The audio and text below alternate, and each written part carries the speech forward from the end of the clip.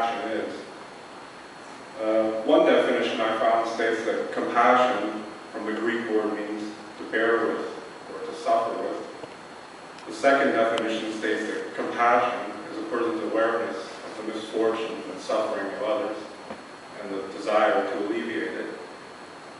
So if we are to be truly compassionate and help alleviate the suffering of others, we must, by the definition of compassion, also suffer with them. Shakyamuni Buddha proclaimed to us in the first of the Four Noble Truths that life means suffering. So if one is to be truly live, one must suffer.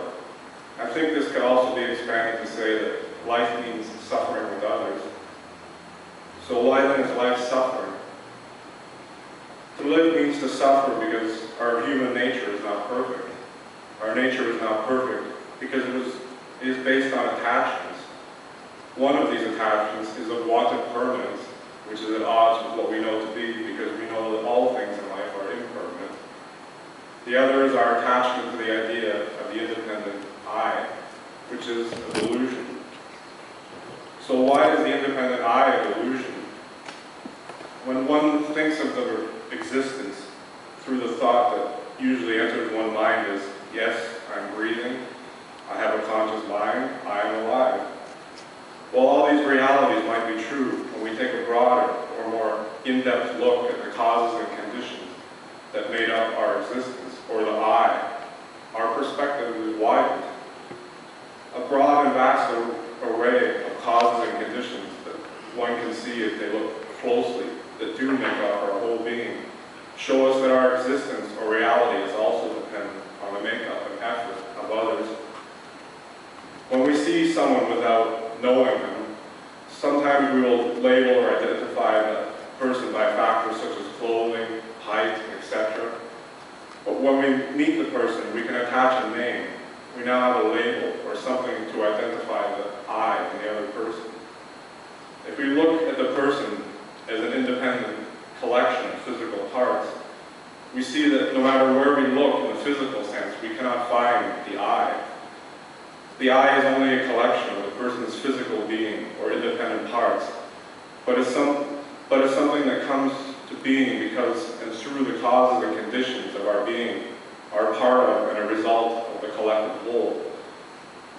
So in this way, the idea of the independent I is at odds with reality. So it could be said that suffering is caused by the delusion of the independent I, or ego, as well as our desire for permanence in a world of impermanence. So if life is suffering with others, then what is the point of compassion? Because compassion makes us truly human and gives us the opportunity to see things in a more enlightened way. Through compassion and feeling the pain of others, we become aware of our own true nature.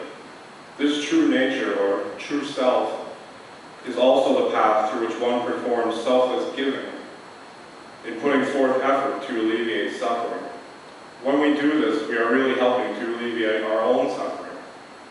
Our own suffering because of our attachments or ego. Because in order for us to act compassionately, we must look past the delusion of ego or independent I and act in a selfless giving way. So compassion can be a tool to the path of realization of delusional self or ego and how to work past it when we act in this selfless way. So what is selfless giving? We all give in various aspects, but what exactly is selfless giving? I believe it is giving from one's true heart, giving not to satisfy one group or another. The key and goal to accomplishing this, in my opinion, is to truly know one's true self. This is to look deep down in oneself, beyond our prejudices and false views of things, and I believe more importantly, our ego. When one does this, I think a bigger and more broad view of things as they really are opens our eyes to realize that we are all connected and that our efforts have a reciprocal effect on everything. Just as our being and our existence is the result of the accumulated efforts of not only ourselves but others as well. Realizing this, our efforts and source of motivational desire start to flow naturally from our heart instead of our head. This is a quote from the Hongwanji mission of Australia, which I happened to come across. The final objective of Buddhists is to become a Buddha, because Buddhas have the perfect aspiration of the human heart. So for one to become a Buddha, one must free themselves of attachments. Although we may not be able to attain Buddhahood in this lifetime, when one acts compassionately, we must act selflessly or beyond ego, and therefore exposing or acting on one's true self. I think there is a liberating joy that can come about as a result of this effort. The joy is received through letting go of ego and the required plateau of selflessness. So where the original intent might be to help others, we can see how when we ourselves actually gain benefit from living with compassion. In this way, in my mind, we act compassionately. We are showing our acting on our true Buddha nature, which we all have. I do not think that compassion is something that can be learned or acquired by some means. It is something in my mind that can be nurtured, but not instilled in someone.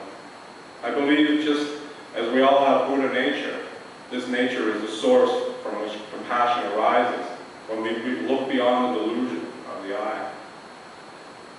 However dry and barren our minds become through the delusion life provides us, I still believe ultimately we all have Buddha nature that can be nurtured and grow. I think this means that the opportunity to view things in the course of life with compassionate and awakened mind is ever present. If we were to equate or view similarly compassion in that it is something beyond the delusion of self and the truth of Dharma as being one and the same, I think this insight based loosely on a quote from Nichiren Han may hold true. In fertile and infertile land of the mind, the seed of the Buddha nature is firmly planted. The drop of rain of Dharma is absorbed by the dryness of land. The seed always waits. Make fertile the mind that the drought caused by ego can be overgrown. I'd just like to share a short story that I came across. It was written by Mary Sherman Hilbert in 1980. It's written in the first person.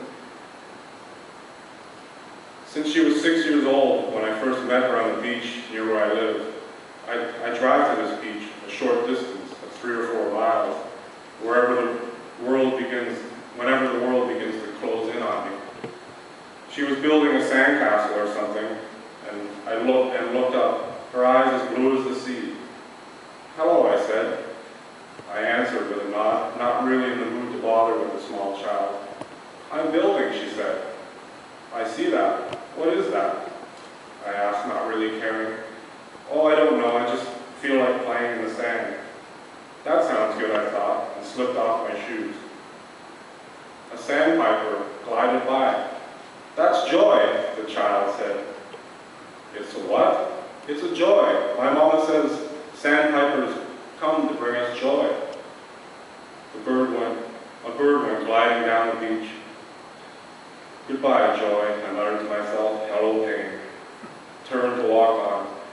I was depressed, and my life seemed completely out of balance. "What's your name?" She wouldn't give up. "Robert," I answered. "I'm Robert Peterson." "Mine's Wendy. I'm 6. "Hi, Wendy." She giggled.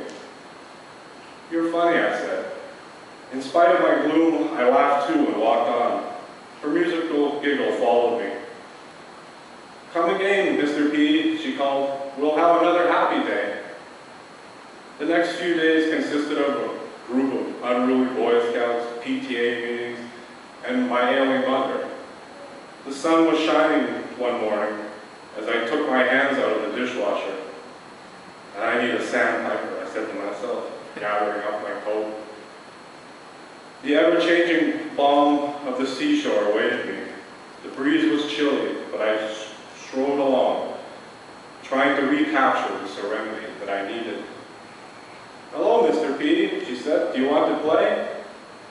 "What do you have in mind?" I asked, with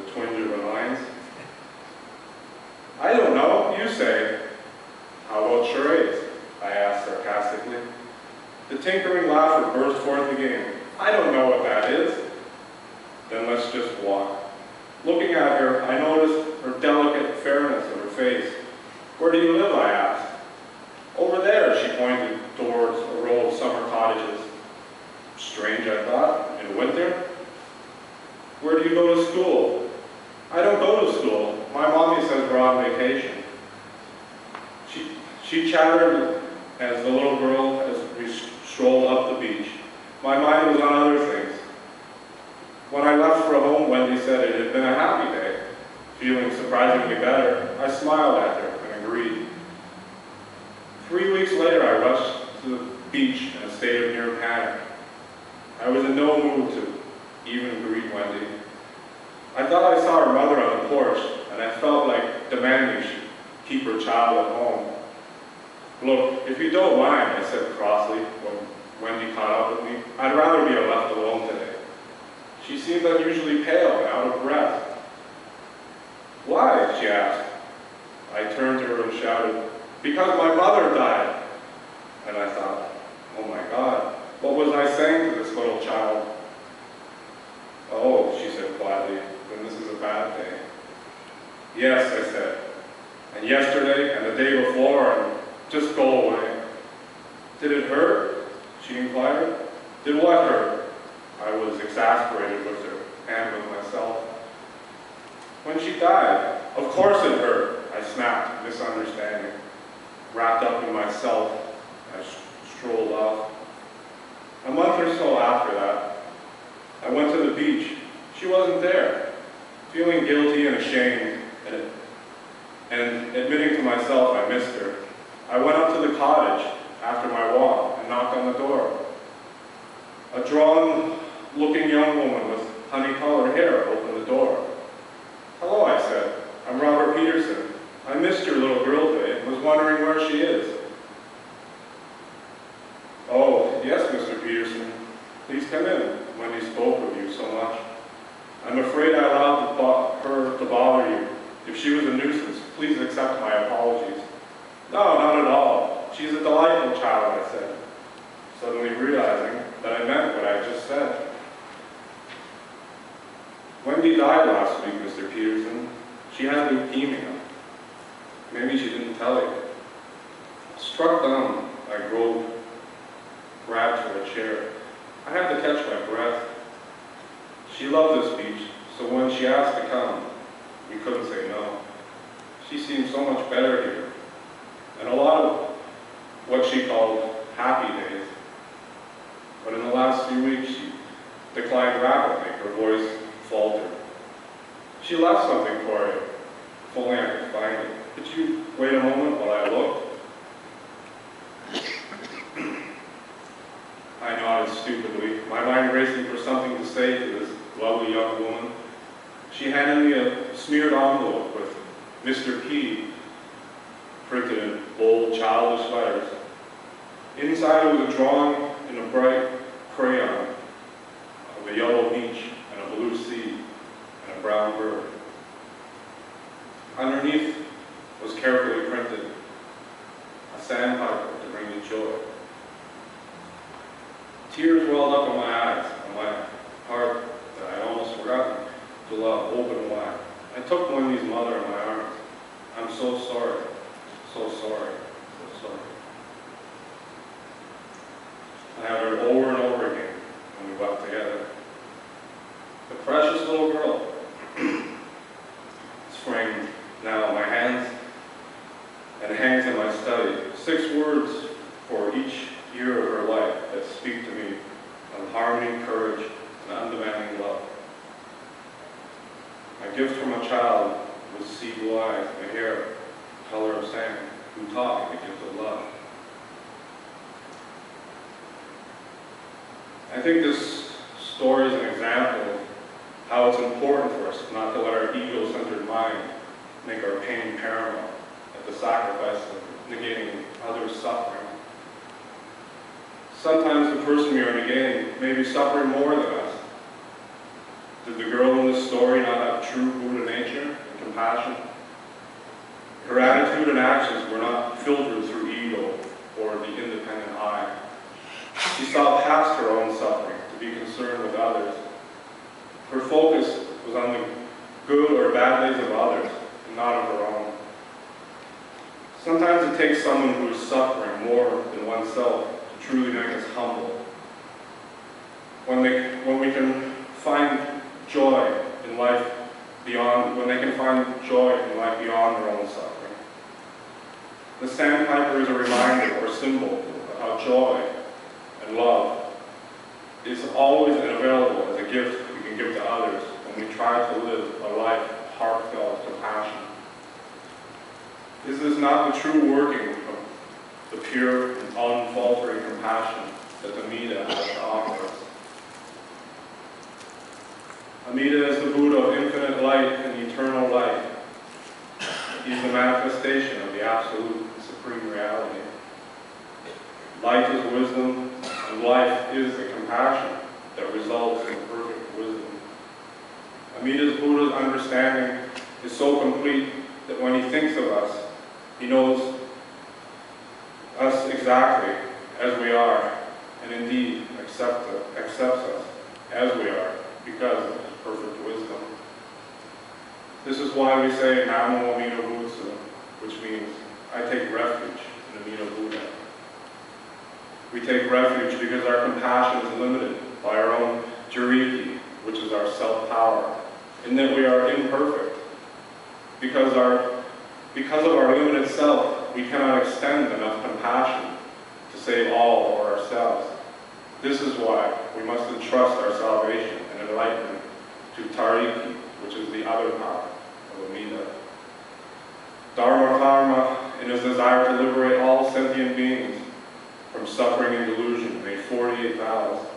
These vows are aimed at his becoming a fully awakened Buddha and establishing a transient realm, the Pure Land, where ideal conditions are to be found for attaining enlightenment and nirvana, where all are assured of place. The guarantee of a place for all in the Pure Land, as assured by Dharma Karma's vows being fulfilled and him becoming Amida Buddha, is pure, unwavering compassion, and is offered for us to receive. Maybe when receiving this gift in our strive to live a life of compassion, we should try to offer it to others as best we are able also. It is the compassion of Amida and my gratitude for it that truly arises in me, my source of my heartfelt Nembutsu of gratitude. I'd like to thank you for listening to me today.